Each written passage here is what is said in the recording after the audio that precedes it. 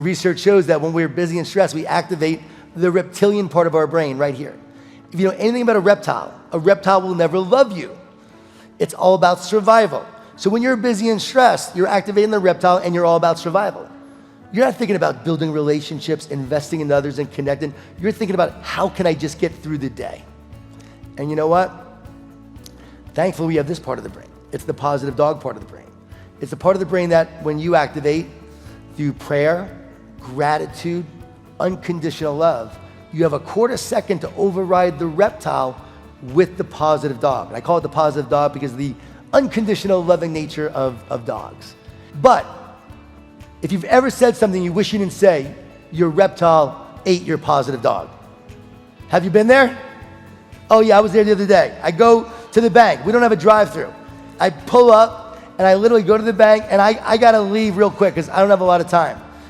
As I pull up, I notice that this elderly woman is walking towards the door. And then this older gentleman, he's walking towards the door.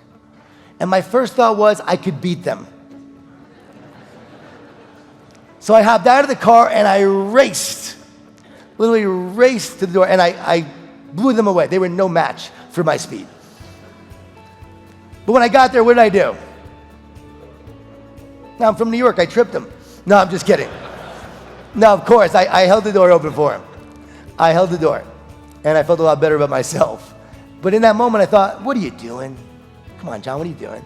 And I held the door. In that moment, the positive dog won out. But there are moments, and we have all had those moments, where the reptile wins out. And that's when your positive leadership suffers. It's when your teamwork suffers. It's when our customer service suffers. We have to remember this is why. Everyone talks about great customer service. We have to love others. We have to invest in our relationships. We have to work on our teamwork. But we don't talk about what holds us back. And it's busyness and stress, and it's our biology. So now that you know this, the key is to realize, okay, in those moments, I can take a deep breath, can't be stressed and thankful at the same time.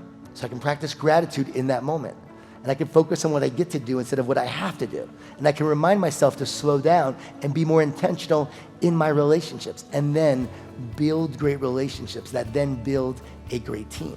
And then as we do this together, as we build great relationships, we can then pursue excellence together.